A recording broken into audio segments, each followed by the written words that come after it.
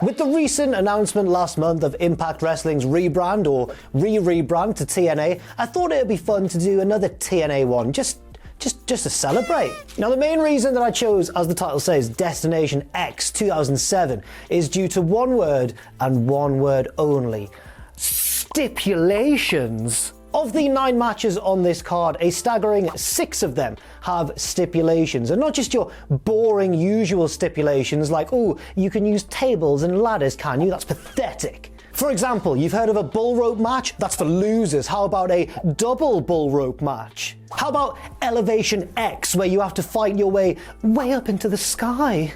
How about a Last Rites match, which is like a casket match, but the casket comes down from the ceiling. It's so much more extreme. It's much better. TNA, TNA, TNA. So without any further ado, let's get started. Luke, please hit the intro as we talk about just a weird TNA pay-per-view. Not necessarily a terrible one, but it's a bit odd.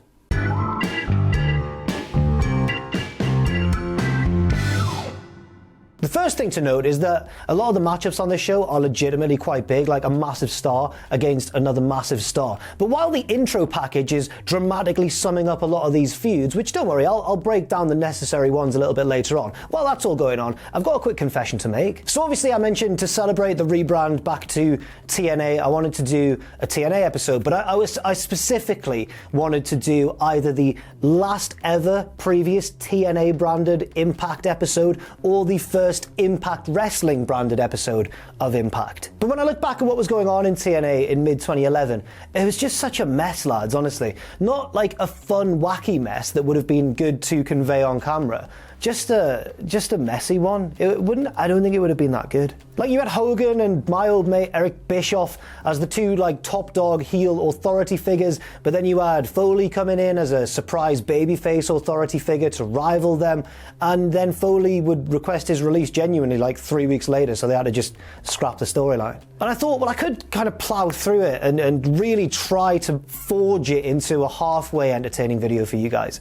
Then I saw Destination X 2007, I saw Elevation X, so very high up in the sky, and I thought, it's just a clear winner, isn't it? So let's get started with the pay-per-view. Don West and Mike Tenay are our announce team. Excellent news, they're brilliant together. Shout out to Don West as always, RIP of course. I don't even need to emphasize how enthusiastically he welcomes us to this show. The first match of the night is a tag team Ghetto Brawl. Now, what I said before about these being better than your average stipulations was a slight lie. They're not all better. This is just your standard no DQ tag team match.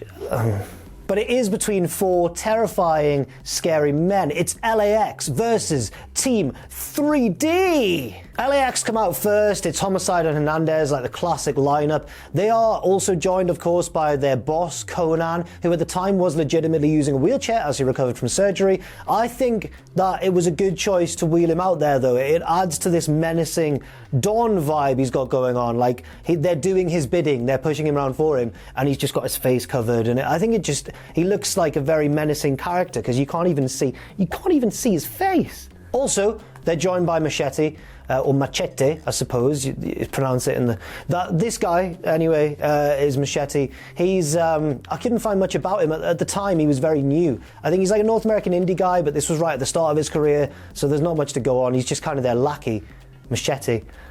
Luke, please refrain from doing any sort of meme or little editor joke about Machete, the character played by Danny Trejo. Thank you. I'm watching you. LAX are the heels here, and they glare at the Spanish announce team as they make their entrance, including Hector Guerrero. You cannot disrespect a legend like Hector Guerrero like that. Well, you can if he's the gobbledygooker. That was pretty bad. And I know I'm far from the first person to say this, but it needs restating. It's insane how much Hector Guerrero looks like Eddie Guerrero. I know that they're literally brothers, but just look at him there. Team 3D are 2 guys called Brother Ray and Brother Devon. You might have heard of them. Everybody brings trash cans into the ring, then puts the trash cans down and start exchanging right hands instead. What's the game plan here, guys? Also, it's worth mentioning that LAX are the reigning tag team champions at the time, but this is very deliberately a non-title match. They've specified that. So obviously the Dudleys are going to win here, aren't they? Or are they? I guess also, even though it's no DQ, you can only win inside the ring. It's not falls count anywhere. And that's lucky for LAX, because like a minute in, Hernandez gets put in like a standing guillotine outside the ring and just taps out. I'm like, whoa, Hernandez, toughen up a bit, man. I would never say that to him in person, can you imagine? He would throw me into the sun. This is followed up by one of the most devastating double team maneuvers I've ever seen. Luke, if you could include, as I talk about it, like 2 frames, one before it happens and then one after it happens, just to try and demonstrate without using any sort of video what this move does, because it's... Look away if you're easily scared. Hernandez holds Brother Ray in like a wheelbarrow position. Homicide goes up top, leaps off, and takes his hat off as he passes him. Oh. Hernandez then does something actually devastating with a scarily impressive big dive over the top to the outside. Look at him there. A man of his size should not be able to move like that. He shouldn't be able to defy Isaac Newton, the father of gravity himself. I've made it sound like Isaac Newton invented gravity, when really it's not his fault that we can't all fly. Or is it? Damn you, Isaac, you big narc. They fight into the crowd, and Devon uses a fan's crutch to choke Hernandez. And for the second time in the match, he taps out again. Come on, Hernandez. On the other side of the arena, right, the other two have also gone into the crowd. Brother Ray's just beating down Homicide. And there's a fan nearby who, I've never seen this before at a wrestling show, who starts throwing worked punches. Like, this is a guy who really respects this great industry. They all battle back to the ring, and from there we get a lot of trash can shots, a lot of big power moves, trash can lids over the head, and also a lot of appropriate accumulative selling of exhaustion and limb damage. One of those things I listed is a lie. Can you guess which one? Team 3D get control, they go for the weather, and they do it, but without actually doing the was up, like they just do the move itself without shouting the catchphrase. And I don't know why. Did Budweiser come down really hard on them or something? That's not a joke, I genuinely don't know. Let me know in the comments below if you're a Budweiser representative, or no one. The Dudleys, is this possibly a comment on the whole Budweiser thing and not being able to do the weather, which I've just totally made up and that's pure speculation? But the Dudleys then turn into Steve Austin for some reason, because they've hit like one of their signature moves and decide, yeah, let's just have a couple of brewskis to celebrate. Well, hey, lads. They've not even tried to make the pinfall yet. Devon gets the table, yeah, but before they can even use the table, both Dudleys are swarmed by Latino Nation, which I guess is like LAX's equivalent of Undertaker's Druids. Things are looking bleak for our heroes, but wait, on the horizon, who's this running to save the day? Why, it's Devon's trainer, Johnny Rodz. Yay. Johnny Rodz takes out these like 6 guys on his own, and he does so kind of like when Steven Seagal takes out a crew of, you know, legitimately trained stuntmen who definitely aren't faking it for a paycheck. Homicide and Hernandez take control though, and all their boys start beating up Johnny Rodz. But wait, on the horizon, who else is this coming to save the day? And I genuinely don't know who they are, but thankfully Mike Tenay does, and he fills in the blanks for us. He says, I know who these guys are. It's Devon's boys from back home in Brooklyn. And I'm like, what, they're just Devon's pals from home? All right. I also love the idea, and I wish it was true, that Mike Tenay knows these guys personally, and when they're all in New York together, they all hang out and chill and stuff. The way he announces it on commentary actually sounds like he does, which is so funny to me. He's like, I know who these guys are. They're the boys from back in Brooklyn. And I just love the idea of Mike Tenay being one of the crew. I'm a simple man with simple pleasures. All the extras brawl away from the ring, leaving the Dudleys to hit the 3D. 1, 2, but that damn machete pulls the referee out of the ring. Ooh. Then, for no reason, Bubba Ray, or Brother Ray, decides to jump from the top rope to the outside onto the crowd of everybody brawling below. It's amazing, and the crowd appropriately react like he's the second coming, or like he's discovered the identity of the Zodiac Killer, for example. Because, seriously, who is that? Back in the ring though, Devon is distracted by Alex Shelley, one half of the Motor City Machine Guns, which do not exist yet. He is currently a member of Paparazzi Productions, and I should explain who they are. Paparazzi Productions was a stable started by Alex Shelley and Kevin Nash. What a team. Kevin Nash wanted to destroy the X Division, the best thing about TNA, so that he could ascend further up the card himself and be the big star that he is. Shockingly close to real life, I imagine. Alex Shelley, X Division based heel who just wants to, I guess, be Nash's lackey for now or use him to gain clout. He comes along with a video camera, films their rivals to use as either blackmail or to put them off during matches. His prop is a video camera, basically. He is a member of the paparazzi, but a wrestler. And recently, the fact he's relevant in this storyline is that he has been filming LAX beatdowns of Team 3D. Don't know why, don't know what beef he has with Team 3D. He's a heel, alright? I don't even know if TNA knew. But these are kind of the dying days of paparazzi productions. Around this time, the stable was kind of fading away and both guys would go their own separate ways. There's also a third member around this time who we will see in a later match on this very card. But yeah, Shelley was about to team up with a guy called Chris Sabin, a move that I think worked out pretty well for both of them. And Kevin Nash originally promised that he would manage this new team, this exciting dynamic duo from Detroit, which makes sense because Nash is also from Detroit, but on the other hand, totally doesn't make sense because can you imagine Kevin Nash managing the Motor City Machine Guns? I think it's better that for everybody that never happened. Right, anyway, Alex Shelley's here with his video camera. This distracts Devon. This allows Homicide to low blow him. Shelley hits him with the video camera. Then Frog splashes him through a table, and that allows LAX to get the win. They seem pretty interested in pushing Alex Shelley here. One little thing I noticed from after the match is that as LAX are celebrating and the crowd are all booing them, Johnny Rodz is trying to clamber his way back into the ring, and Homicide says, "You're not interrupting my celebration, mate," and just launches a trash can lid right into his head from point blank range. It is quite brutal. LAX win, even though their titles weren't on the line, which would seem to suggest a Team 3D victory. But don't worry, because even though they lost here, Bubba and Devon would get their revenge at the next show, Lockdown, in the now infamous electrified 6 sides of steel match. It didn't go well. So after the quite interesting decision to open a pay-per-view with a match that had everything in it, we now head backstage where Jeremy Borash is hyping up the eventual main event of the show. Christy and Cage defending the NWA World's Heavyweight Championship, which is still in TNA at this point, remember, against Samoa Joe. Jeremy Borash even says, "Guys, you watching at home, you can text in on your little mobile telephones to let us know who you think's going to win this match." And I'm like, we were cavemen back in 2007, weren't we? These days it'd be like, "Guys, send us in your dankest, most deep-fried, crispy memes to let us know who you think's going to win this main event." Or don't, because we're all children of the internet, our attention spans short-circuiting due to the constant availability of information about anything at all at the click of a button, our very dreams stunted by the crushing economic uncertainty of the future and the impending constant threat of World War III. Rhino shows up now for an interview ahead of his match. He's in Elevation X, way up in the sky.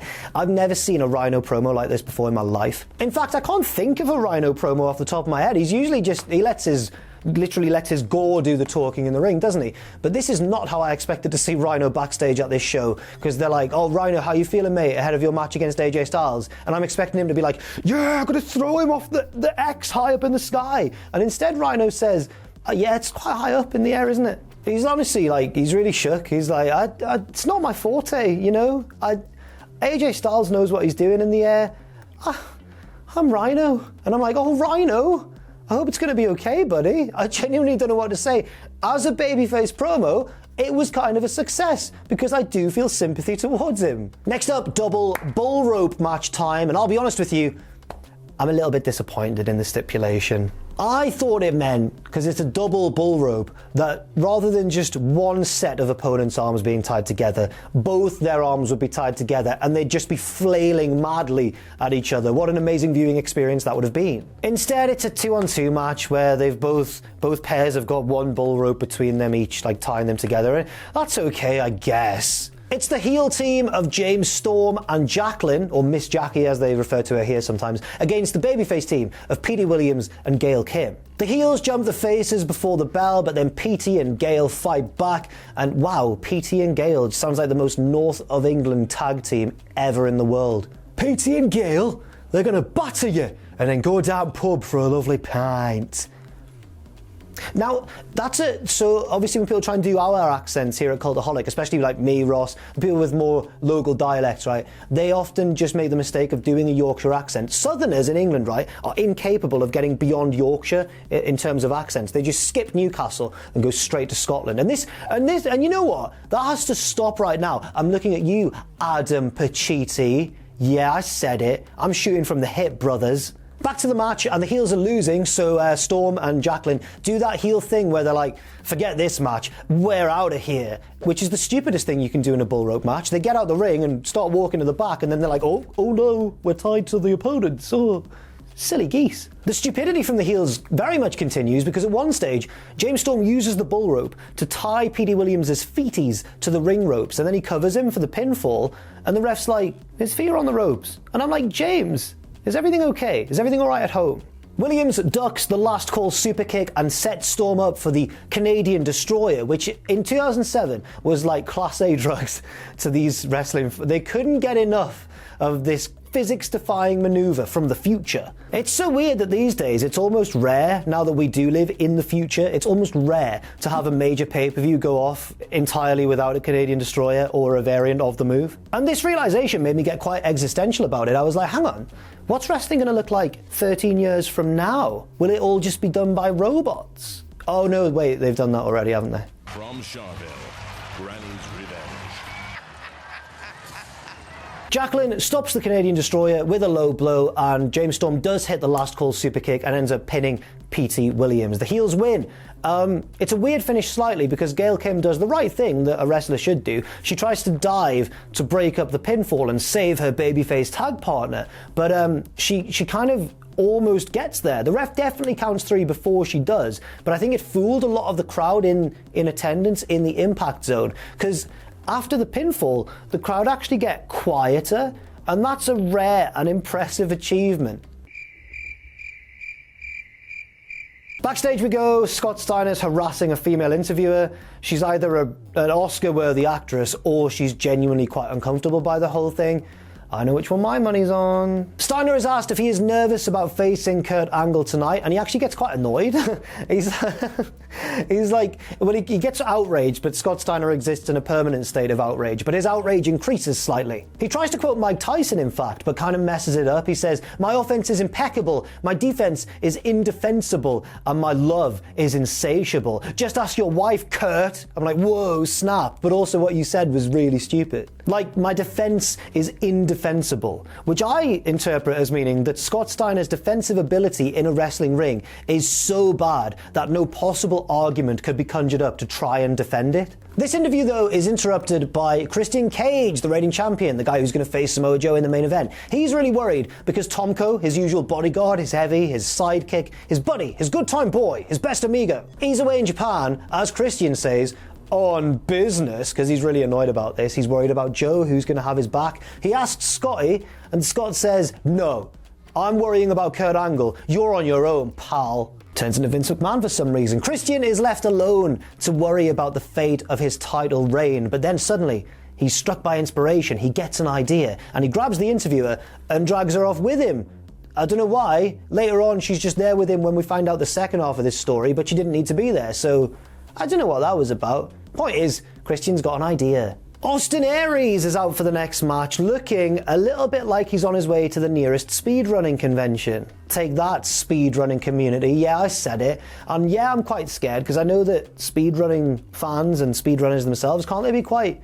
Isn't there like a lot of infighting and drama within the speedrunning community? Isn't it quite a scary place? I'd like to just hastily apologise for comparing Austin Aries' attire here to that of a typical speedrunner. But he does look like a massive weird nerd, doesn't he? Look, you can laugh at his clothes, but I dare you to beat his 100% glitchless run on Harry Potter and the Quidditch World Cup. Actually, although we now know this man as Austin Aries, at this point in his run, he was known as Austin Starr, and he is the guy I referred to earlier, the third member of Paparazzi Productions. See how weird his ring attire is, by the way. As far as I can tell, his gimmick around this time was guy in Alex Shelley's stable who does not get along with Alex Shelley. Like, they'll have tag matches and stuff and always be falling out and be unable to cooperate in these tag matches. So I'm like, what's the point then, Shelley, of even having Austin in your stable? Just kick him out. Just get rid. Austin's opponent tonight is Senshi. Woo! It's low-key. It's low-key.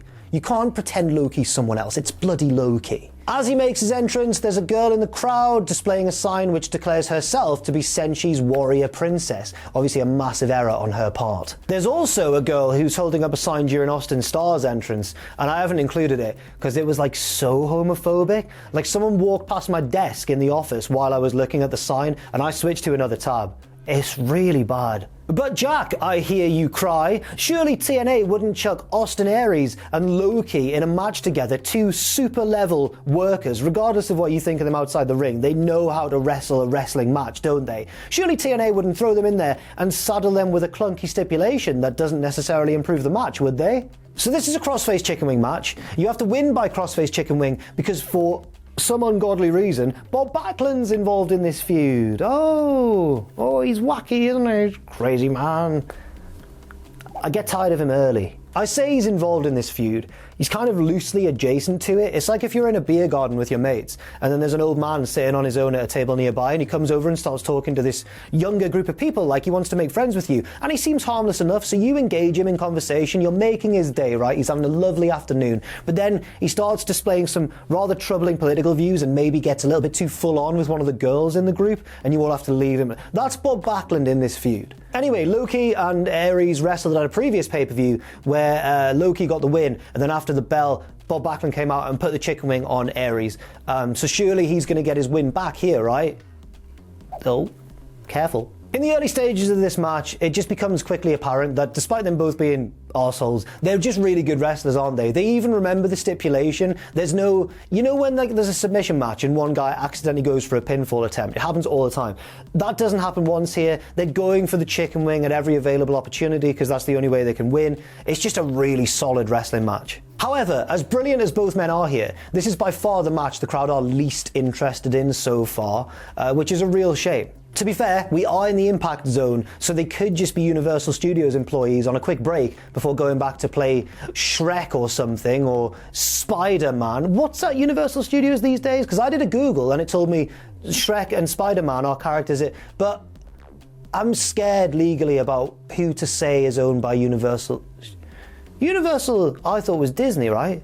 Spider-Man's now Disney, Marvel's Disney, Shrek, DreamWorks. Shrek, Spider-Man, Disney, I've really confused myself. Anyway, these are all probably employees going like, cheeky TNA pay-per-view before we're back to the swamp, donkey. Don't mind if I do. It wasn't worth it for that. It just wasn't worth it for that joke. Austin takes control of the match. He heads up top, but here comes Bob Backlund. I hope he doesn't do anything wacky. And even on commentary, TNA's like, it's the wacky Bob Backlund. He's gonna be crazy. They exchange chicken wing attempts until Austin gets one locked fully in, but Loki's feet are under the ropes. But the ref doesn't even see it until Bob Backlund alerts him from ringside and goes, oh, ref, look. And he's reminding the ref how to do his job. It's a bit weird, isn't it? Like, I get heel wrestlers having a manager to help them cheat in matches. It's a trope as old as time. It always kind of works, doesn't it? But when a babyface wrestler has a manager, I don't quite understand why, because all that manager can do is correctly point out mistakes that the referee has made or correctly point out when the heels are cheating. And if the babyface is meant to be so good anyway, they should be able to overcome these obstacles on their own. Like Loki needs Bob Backlund's help, does he, to beat Austin Aries? When he's not even Austin Aries, he's Austin Starr. Austin argues with Backlund and says, go away, Backlund. And referee Slick Johnson agrees with him and goes, yeah, Backlund, you're out of here. And I'm like, what? What for? For correctly pointing out your mistake? Anyway, Backlund doesn't even leave because nothing matters in 2000's TNA. I'm glad, by the way, that like Impact Wrestling, soon to be TNA again, seem to be a much more sensible, much more consistent product these days. Let me just say that now, and just the relief that floods my body when I remember that. It's all okay. There's no Vince Russo. I hope not, anyway. Loki gets the chicken wing and wins, and then tries to celebrate with Backlund, but then Austin shoves the two into each other and puts the chicken wing on Backlund instead. Ooh. This match was easily the best one on the show so far, even with the total lack of crowd reaction, because the work was just so solid, until the Backlund involvement, which just negated from the match. They didn't need to include him at all. If there was ever a theme of TNA for the first 5-10 years of its existence, it was having a roster of some unbelievable world-class talent, and rather than letting them just flourish, hindering them for some reason. An update, by the way, on the text poll for the main event. 54% of fans think that Christian Cage will beat Samoa Joe. Bloody smarks, analysing booking patterns and what might happen given future shows and that sort of thing. Vote with your hearts, damn it! Here comes AJ Styles for an interview where he mocks Rhino for being so scared of the Elevation X stipulation, so high up in the sky. He says that he's got a surprise for Rhino in the match as well. I hope it's a jetpack. That'd be kind to Rhino. It's not. I'll spoil it now. It's a handful of powder, the big surprise. He's going to try and throw powder in Rhino's eyes at one point. Sorry for the spoilers, but, you know, I didn't want to wait for the surprise. Before the next match, Christy Hemme makes her entrance now, and on commentary, they're like, oh wow, Christy Hemme's been so outspoken and so passionate about her belief that women deserve a place in a wrestling show like TNA. And I'm like, oh, what a radical viewpoint from Christy Hemme. And also, that definitely means she's the babyface here, right? Oh, she's a heel. She's interrupted by, oh no, it's the Voodoo Kin Mafia, aka the New Age Outlaws, with their new name that references, you know, Vince McMahon's initials, VKM, Voodoo Kin Mafia. And it's Road Dogg and Billy Gunn, or Kip Sop and Jesse Armstrong, or Jesse James. We all know them anyway, it doesn't matter. Anyway, I'm really worried that they're going to say some inappropriate stuff to Christy Hemme when she's in the ring pushing this pro-women agenda, and I wasn't wrong. The point of this angle is that Christy's here to introduce a new mystery tag team to beat up VKM. Will they be able to do it? Let's find out. At this point, it saddens me that the VKM are the baby faces, because Billy Gunn's like, shut up, Christy, you're like that pimple on my ass. It just won't go away. And the crowd are like, rather than being like, oh, too much info, mate, they're like, tell him, get her, Billy, don't do it to her. I'm like, oh no. Billy then says, I don't know who your mystery tag team's gonna be, but they must be a pair of real losers working for a woman. I'm like, oh no. And he doesn't stop there. He says, I like my women in the kitchen, in the bathroom, in the backyard, and especially in the bedroom. Oh! I'm like, oh God, stop it now. And he's being cheered. The fans are all faces. The fans are all faces. Sorry, I'm tired. The fans are all cheering the face for being so misogynist. It doesn't matter. Let's move on. Christy says she's sick of these guys now, so here comes her mystery tag team to kick their ass. And it's none other than Antonio and Romeo, the Heartbreakers. Are they going to win? So the Heartbreakers, former OVW guys who had a small run in WWE a year or two before this, didn't really get anywhere, and I believe this will be their only TNA appearance, this match right now, and they'd be released shortly thereafter, so it didn't work. They come out like proper Jersey Shore boys, but this was like a few years before Jersey Shore was even a thing.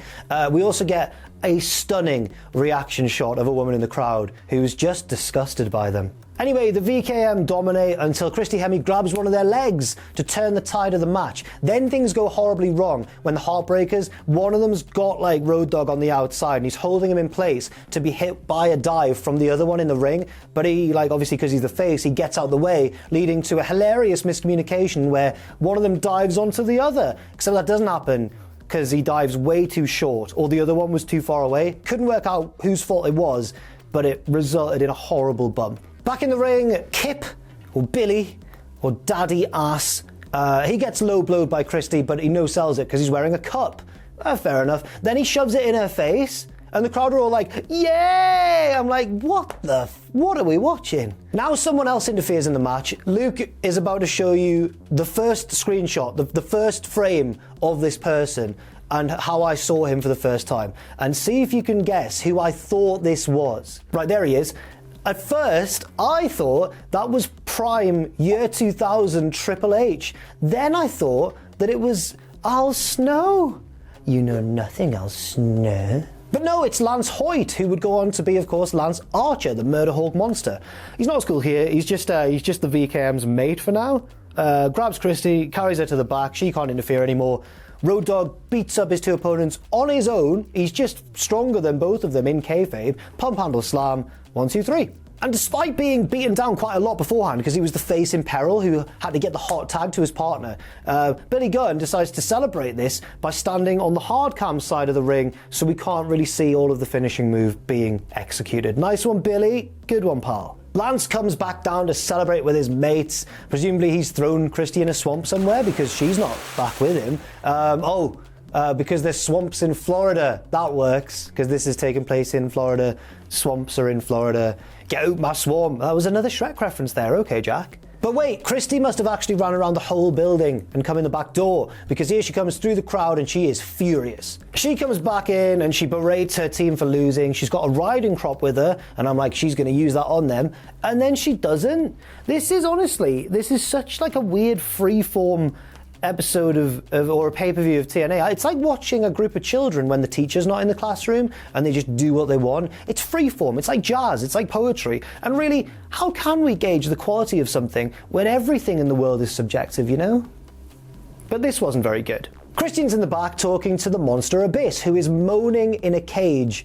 It's a standard night for Abyss. Christian tries to befriend Abyss, and in marvellous heelish fashion, he gives him a signed 8x10, which is like to Abyss from the best champion ever, Christian. It's actually quite funny. I shouldn't be surprised, given that as I record this, Christian Cage is one of the best heels in World Wrestling again right now, with his current AEW run, where he just says horrible things. Christian basically suggests to Abyss what he suggested to Scott Steiner earlier, which is, can you have my back in my main event against Samoa Joe, please? And Abyss opens the cage he's in, wasn't locked, just opens it, and looks at Christian, draws back his fist to hit him, but then it's just a little fist bump, and it looks like he's going to be his pal. I hope nothing bad happens to Abyss in his match on the show that stops him from being Christian's friend in the main event, but we'll just have to wait and see. Next up, it's the X Division title match, billed as youth versus experience. Cocky, heel, arrogant champion Chris Sabin against beloved veteran Jerry Lynn. I wasn't too happy when I saw this match was next, because I just knew it was going to be pretty good, and I wouldn't be able to make any jokes about it. Although one weird thing about it is the runtime, because I think this match only goes like 13 minutes long, and it's 2 out of 3 falls, so one of these wrestlers is going to have gotten 2 falls over the other in the space of under quarter of an hour, which feels mad given that it's Chris Sabin and Jerry Lynn. And if you had this sort of match on a modern day AEW or even NXT pay-per-view, you'd expect it to be given a good 25, maybe even 30 minutes. It's a back and forth start, Sabin's very cocky, healing it up, but none of that matters because early on, something clearly happens in the crowd. I don't know if a fight has broken out or something, but there's a huge pop from the crowd, like, whoa! And like people are turning to look at whatever's going on. Even Earl Hebner, the match official who should have his eyes on the action, he turns around like, what is going on up there? Sabin's on top of the match, but he stops his own momentum to peer through the ropes and shout at whatever's going on in the crowd. I'm like, no, focus on the match. And also, I then got a mental image that it's Vince Russo desperately trying to get on camera.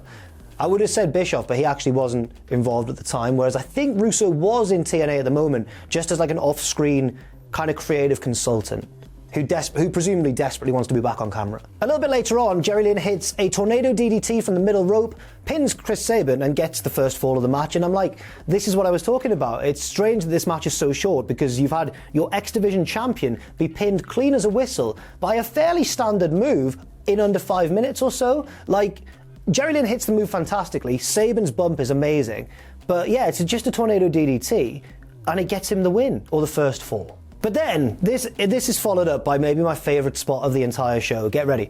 I'm not being sarcastic, it was actually amazing. Jerry Lynn takes Christian to the outside, clotheslines him into the crowd, and that's not it. It's not the clothesline into the crowd. Imagine if that blew my mind, like I'd never seen that before. Not in the crowd, that's not where the wrestling lives. But no, what he does is he clotheslines Sabin into the crowd. No, oh my god, crazy. Then he gets on the apron and springboards off the middle rope into like a jumping, twisting crossbody all the way from the apron into the crowd. And both men slam into this kind of wall that's like the next section is above it, like in the crowd. Hopefully the screenshot demonstrates that. It's an amazing spot. Looks like it sucks to take and give as well. But they both do it really well. Back in the ring though, Sabin must have found a health potion or something in the crowd because he's just fully on the attack now, even though he was the one getting beaten down, so I don't quite understand that. Moments later, he hits what I can only describe as a very similar move to Will Ospreay's Stormbreaker, and Ospreay's been pwned, like, take that, Will Ospreay. No, this was like at least a couple of years before Ospreay made his in-ring debut, before anybody leaps into Sabin's DMs to try and attack him for stealing the Stormbreaker. It's not, let's just all calm down. I was the only one thinking that, and I've really stoked the flames there. Sabin hits a powerbomb and puts his feet on the ropes for the dirty pinfall. You arsehole. Sabin tries to end things, hits the cradle shock, 1-2, Jerry Lynn kicks out. Sabin gets desperate, tries to steal Jerry Lynn's own finisher. Lynn reverses it into an attempt of his own. But who's that on the apron? It's Sting! without hair. I'm pretty sure Sting has hair. Jerry's distracted, Sabin hits his finish again, pins him 1, 2, 3 and wins the 2 out of 3 falls match. Then Sting gets in the ring and hits the Angel's wings. It's not Sting at all, it's the fallen angel, Christopher Daniels. This is what he does, isn't it? More like that. Is that an angel thing? Is that a butterfly? I'm gonna carry on. Anyway, he hits the Angel's wings on Sabin, hits Lynn with the belt, and he's got a bit of sort of like drawings round, like doodles around one of his eyes, and that's a new gimmick for him. So he's not just the fallen angel, he's the fallen angel who got bored backstage, I guess. This would be the start of a little run for Daniels, where at subsequent pay-per-views he'd get big victories over Jerry Lynn and Rhino before going on to lose to Sting in 6 minutes at Slammiversary. The X Division soars again. Daniels never got his win back, and it says here that he claims it's because Russo was involved, because Russo didn't know what to do with the Fallen Angel gimmick. I bet that's not quite true. I reckon Russo probably had like 50 mad ideas for the Fallen Angel character, but they were all probably so bad he could well have been arrested for writing them if they'd made it to television. Backstage we go with authority figure Jim Cornette.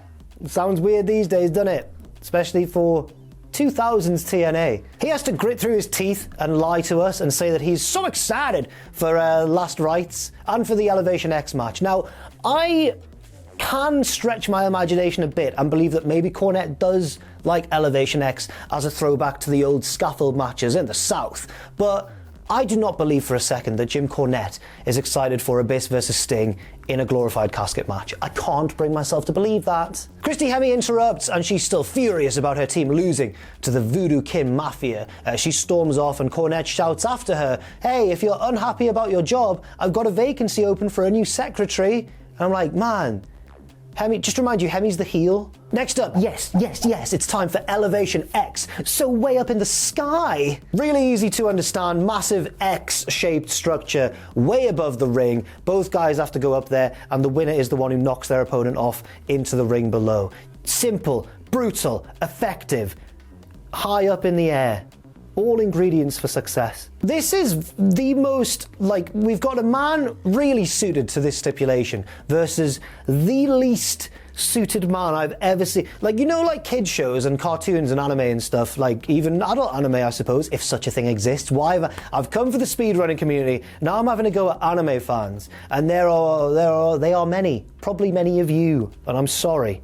I watched that volleyball one, that was sick. I legitimately enjoyed it. But anyway, you know those shows where like the theme is the characters all have a superpower, or they each represent one of the different, they've all got elemental abilities. So like earth, fire, wind and sea. Which one are you? Let me know in the comments below which elemental force you are. I think I'm a bit of a sea sort of guy. Let me know what you are. Well, AJ Styles, if he was one of them, he's the most wind elemental I've ever seen, and Rhino is like the emperor, the god king of the earth people. He's so earth, you know what I mean?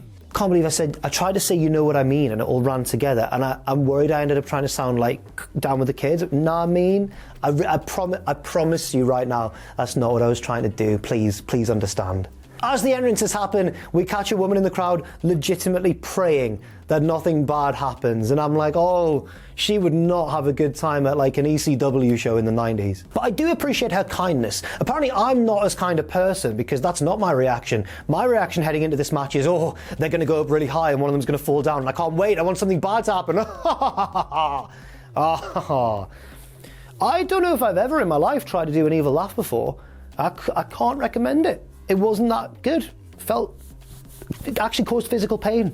Unfortunately, they start brawling around the ring beforehand, and I'm like, nah, man, stop wasting time. Get up there and let's start the high-risk stuff. AJ Styles eventually realizes it's time to fly, and he goes up there, and when he gets up there and the camera angle changes and we see from like slightly above, oh, those platforms are narrower than I thought. I think, and I hope it's a work, but Rhino almost falls off as he's just climbing the scaffold to get up there.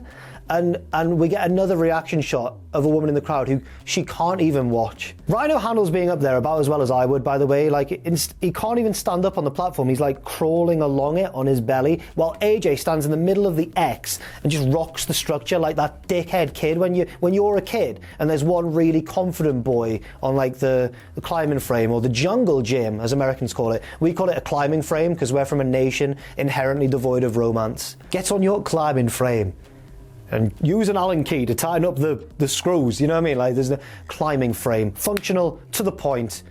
Jungle gym, bollocks. AJ spits in Rhino's face, and that's what provokes Rhino to stand up and meet him in the middle of the X. And they start exchanging right hands, and they're like missing and nearly falling off, and it's really quite terrifying, genuinely. And am I an idiot? Am I a disgrace to like wrestling fans? Because I'm finding this legitimately thrilling viewing. Rhino starts to get on top, and AJ does what I did the only ever time I played Fortnite, and just decides to hide for the entire duration. He hides under one of the legs of the X, because there's metal trusses underneath, and he hides within one of them and shelters himself away from Rhino, who doesn't see him go down there. And I finished like 5th in that Fortnite game, so 0 kills, but, you know, top 5. Rhino, and this is where the match transcended itself for me, because things just get magnificent. Rhino gets the crowd to shout to him and tell him which side AJ's hiding under, and finds him and drags him back out. And I'm like, yeah, this is the best thing ever. I'm legitimately a big fan of the Elevation X stipulation. I was a bit sarcastic about it beforehand, but I've been proven wrong, and I'm delighted about that. AJ gets some powder out, not like that. And he goes to throw it at Rhino, because that was the big surprise teased earlier. But Rhino's ready for it, and he knocks AJ's hands, and it all goes into AJ's face, blinding him temporarily. Rhino hits the worst gore I've possibly ever seen him hit, but who can blame him? Like, up there, you want to play it safe, don't you? AJ nearly falls off, grabs the edge of the X, he's dangling. Oh, he's a dangler! And Rhino does a little stomp, and AJ takes that catastrophic bump down into the middle of the ring. And even though it's terrifying, AJ is so talented that he still manages to land it about as safely as you could. He's pretty good, isn't he, AJ Styles? So I enjoyed that far more than I had any right to. Next up's one of the honest-to-God greatest wrestlers of all time. And he's taking on nothing's finer than Scotty Steiner. And I'm not saying, look, I know that Scott had his heyday and was an excellent amateur-style grappler. The Steiner's tag team was fantastic and stuff. By this point in his career, Scott wasn't having, like, the best matches of his life. Let's just be honest. Against someone I would never say that to his face. We get a video package explaining the feud. The main takeaway I got from it was that Steiner reckons that he's banging Angle's wife. He's like, yeah, ask your wife. He did say that in his promo earlier as well. And I'm like, okay. But then, because as AJ Styles is getting stretched out from the previous match, we go to an interview with Kurt Angle ahead of this match against Scott Steiner. And from Angle's words, it becomes rapidly apparent that the feud isn't about Steiner claiming to be getting with Angle's wife, because Angle doesn't mention that once. He just talks about when he turned up in TNA, Steiner was angry at him because he was going to move above Steiner and take his spot because he's just better than him and more talented, and Steiner can't handle this and gets really angry about it. And I suddenly realised, I bet this whole wife angle was literally just Steiner saying stuff in promos, wasn't it? Anyway, Angle says that tonight's going to look like a crime scene with his fingerprints all over it, because this is going to be a rap battle. Oh, banana. No, it's just a normal singles match. I really wish, though. Scott Steiner makes his entrance with 2 of his freaks, and Angle makes his entrance with his freak, the American flag.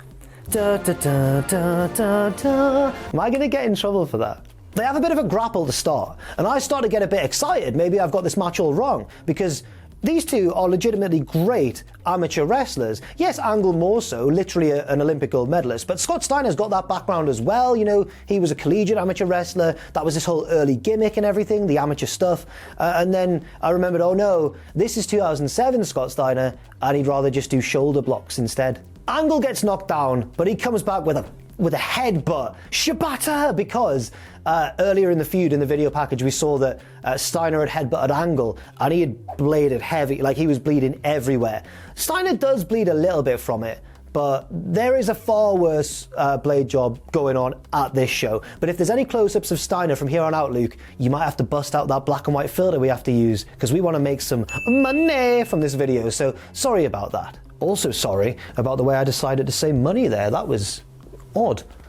Steiner runs through his electrifying offense of shoulder blocks and rest holds and that one elbow drop that he does where he like kisses his bicep beforehand because he's a genetic freak. He's a genetic freak, but he also calls his ladies his freaks. So what? I don't quite get it. They try and get submissions on each other and both manage to kind of evade those, but then Angle manages to hit the Angle Slam and later on a second Angle Slam. They then both head up top. Steiner seems to be looking for an avalanche belly-to-belly suplex, which would kill one or both men. I'm glad they don't go for that. Angle mercifully reverses it into a sunset flip down into the ring, but Steiner hangs onto the ropes, and I'm like, ooh, what's Scott got in mind here? Nothing. Angle finishes the move. Steiner remembers to let go, and Angle pins him. And that was the finish.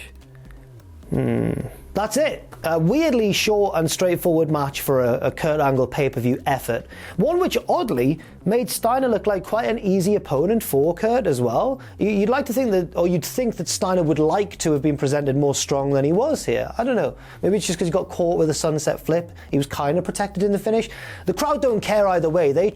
I'm not making this up for the video. They chant, "That was weak. That was weak." Backstage we go again, where Borash is interviewing Samoa Joe, who's been a clever boy, and he's been watching the show. He knows what Christian's up to, trying to find allies and stuff. So he warns Abyss, basically. He says, Abyss, do not come down to the ring tonight, because I'll pure batter you and stuff like. He turns into a rapscallion from Newcastle Town, apparently. Speaking of Abyss, his match is right now, and it's the penultimate match of the night. It's Last Rites, that's the stipulation. Remember, it's like a casket match, but the casket comes down from the ceiling. There's a bit of history to this one, right? Earlier in the year, Sting was, I'll say it, an absolute dick to Abyss. So I'll explain what happened. There was a three-way feud over the title, Abyss, Sting, and Christian. Christian tries in this feud to get in Abyss's head, saying, I know a dark secret from your past. They have an elimination three-way match for the belt. Abyss is eliminated first and then decides to help Christian beat Sting, and that's how Christian became the champion, as we stand now. And Abyss did this, presumably because he was scared because Christian was blackmailing it. But instead of understanding that, Sting decides to run a background check on Abyss to find out his secret and broadcast it to the viewing public. He reveals that when he was younger, Abyss served time in prison for shooting his dad, who survived. Sting publicly reveals this, presumably because he's angry that Abyss cost him the belt. He then beats Abyss in a prison yard match that happened at the previous pay-per-view to this one, locking him in a cage and then brutally beating up Abyss's non-wrestler mentor, Father James Mitchell. And now they've got this rematch. Right. Sting's a face here, but is Sting a dickhead? And to make things worse, let me reveal a bit of a spoiler here for the aftermath of this feud. It's revealed later on that Abyss didn't shoot his dad at all. He took the rap to protect someone else. We'll get to that later on, but just makes Sting look even like more of a bad person. Right, the match itself. Awful bastard Sting brawls with noble hero Abyss, and they're brawling, and I've noticed, oh, there's no casket. It's meant to come down from the ceiling. Have they got a call for it to come down, or have they got to, like, fill up their special meter first? That was a video games reference, guys. I love games. Gamesy. The action spills it... It's been years since I've played a new... No! I played a puzzle game recently on my computer called The Curse of the Golden Idol, and it was magnificent. I really enjoyed it. I would recommend it. This is all Sting, by the way, the action early on. He's nailing splashes, inverted death drops, that sort of thing. He goes for another splash. Abyss grabs like a candelabra, a candle holder, from above one of the turnbuckles, and the word I'm going to use is he explodes it over Sting's head as he runs in, because the pieces go absolutely everywhere. Sting blades, it's one of the most terrifying blade jobs I've seen in a North American pay-per-view. Not on the same level as Eddie Guerrero, Great American Bash, but like it's visually gruesome. So sorry, Luke, you're going to have to use that black and white filter again, and this one is much worse than Scott Steiner's pathetic effort from the match before. I'm joking. I'd never be able to blade. Oh my God. I just the thought of it Oh, there's no chance. Abyss calls for the casket, but Sting manages to fight out of the casket and slap on the Scorpion Deathlock. It's not a submission match, but I guess he's weakening his foe. Abyss takes a leaf out of Hernandez's book from earlier and just immediately taps out. Sting then lays a decorative headstone against Abyss's prone body and destroys it with his baseball bat. And I'm like, just use the... What was the headstone for? Now, it's worth mentioning at this point that Sting's blade job is gross. Like, his blood's getting everywhere. It's on the casket, it's all over the ring, it's getting onto his opponent as well. He's bleeding a lot. Abyss slams him at one stage onto the top of the casket, which buckles, and we get a camera shot, which is just... it's tailor-made. And Luke, if you want to do it, I won't judge you. I won't say you're being unoriginal, because it's tailor-made for the wasted meme in GTA. What's Luke going to do now? Because editors have got a weird subversive sense of humour. He's not going to want to go the obvious route. He might go the obvious... We'll see what Luke does. I'll find out along with you guys when I watch this for the first time. I'm excited. No pressure, Luke. Here we go.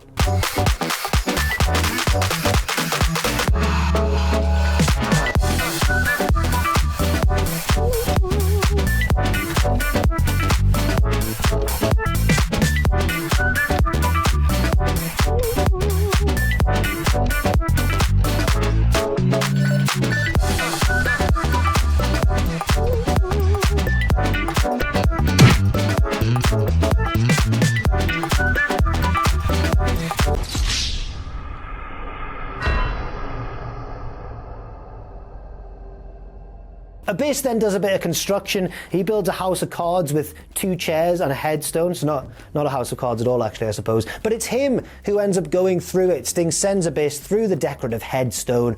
And that's the finishing move of the match. He manages to get Abyss into the casket, shuts the lid, and, you know, Sting sends Abyss rising off into the rafters. And that's where Sting was born, up there. So it's kind of ironic that he's sending his opponent up there, you know?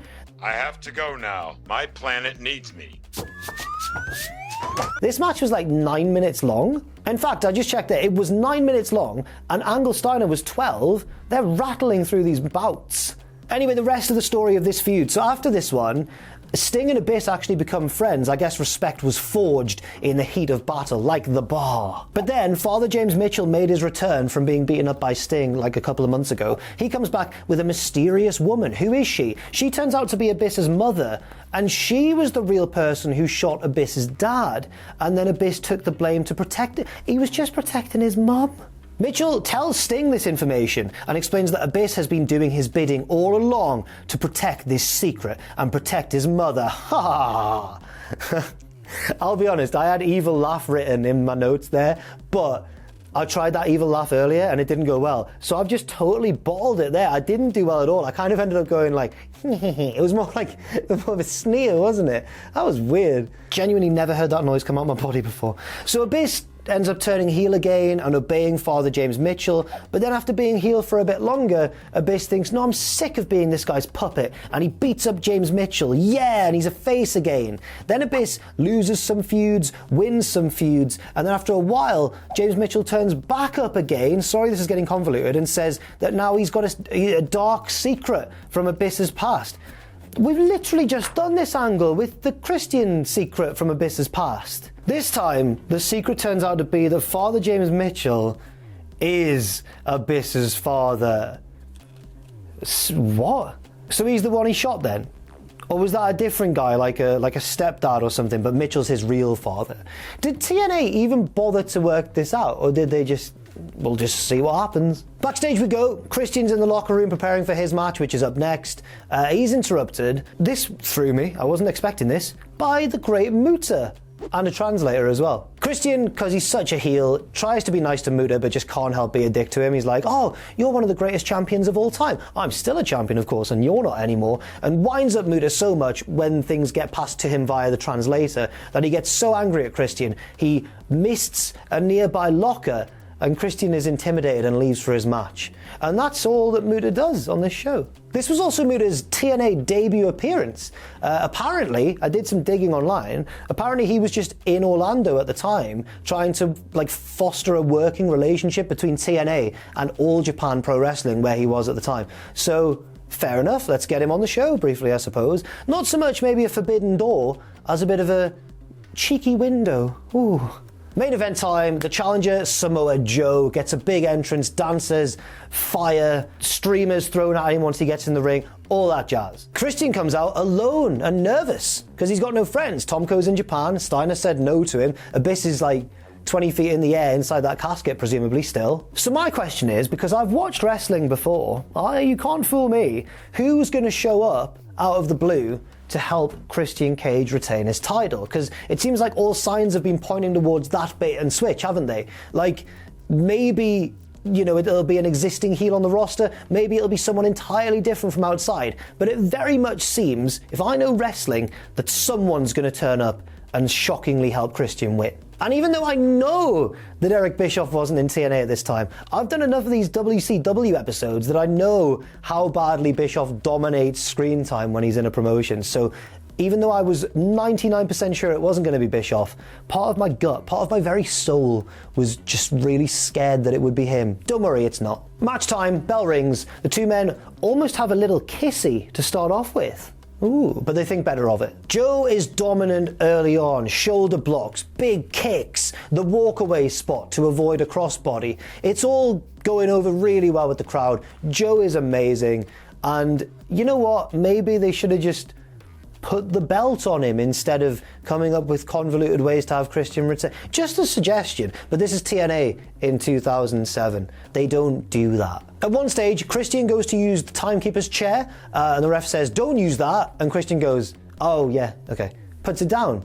I'm like, oh, I wasn't expecting that. In fact, just use it, you'll get DQ'd and you'll keep your belt, you know? The ref then ignores the count-out rule for a long time so they can brawl all the way into the crowd and all the way back to the ring. Christian's on top by this stage and he grinds Joe down and grinds him down until Joe counters a move from the turnbuckles with just a massive bicycle kick. Hi-ya! And he boots Christian out of midair and I'm like, Joe better be winning this match. My arm clicked there and I hope it wasn't audible because that's quite embarrassing just from doing that. And it went crunch.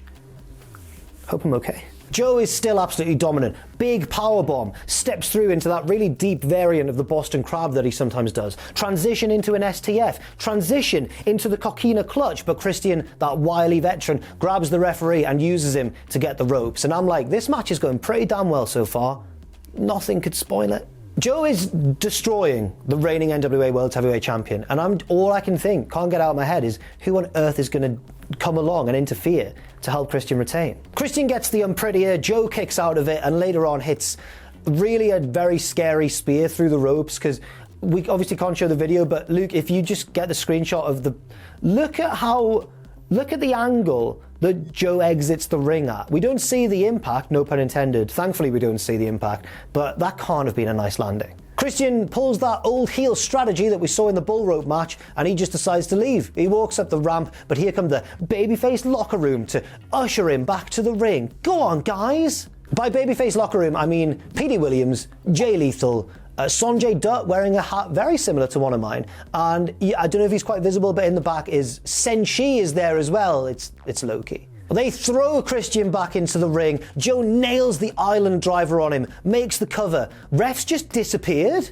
Like, we never even saw him leave the ring. He's just gone out of the ring. I'm like, hang on, what's going on? Joe's being screwed. And then with no explanation, he runs back in. He's back in the ring. 1-2. Christian kicks out in time because he's had this long break to recover.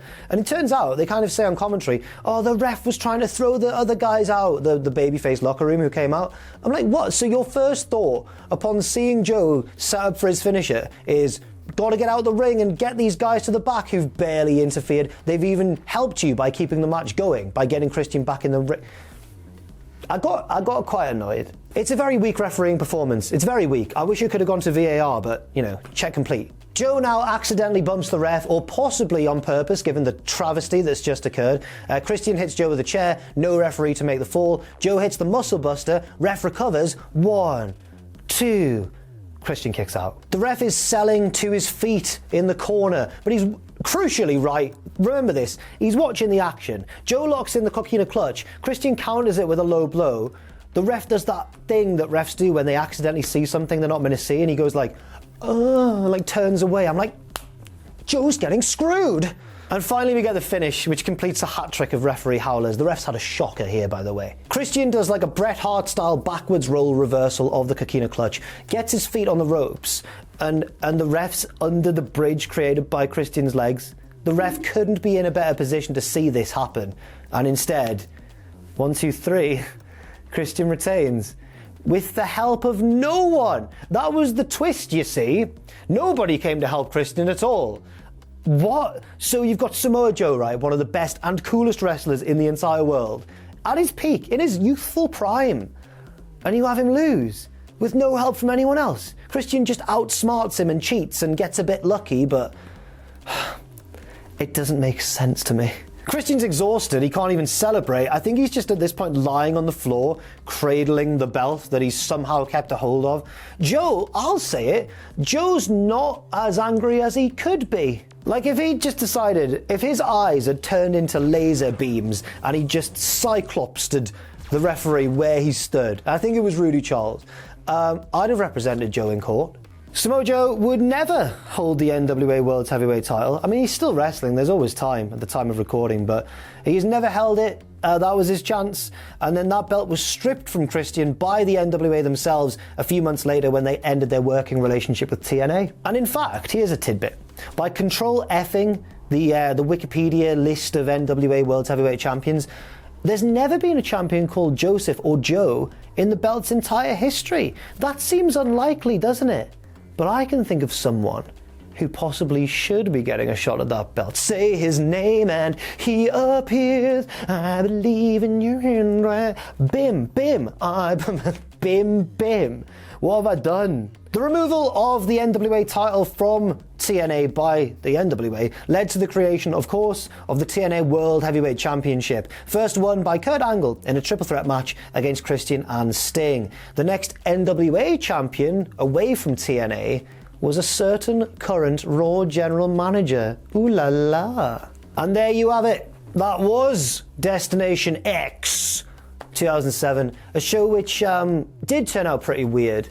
But as I say, the one I wanted to do, like the last previous TNA branded Impact episode before this new one next year, that just wouldn't have been weird enough in a good way. It would have been like pouring through archives to find a statistical error. I think that's what it would have been like. Whereas in this video, we've had a laugh. Weigh a casket. Oh, they're up high. They're going to fall. Not one bull rope, 2 bull ropes. I hope you've had a good time watching. I've been Jack from Cultaholic. Leave your thoughts and opinions and suggestions for future episodes in the comments section down below. Thank you so much for watching and for all the support that this series usually somehow gets. Me and Luke are very, very appreciative indeed. Thank you to Luke as well for editing this series and always doing a marvelous job of it, and there's not much more I can add. Thank you everybody once again, and I'll see you very soon. X.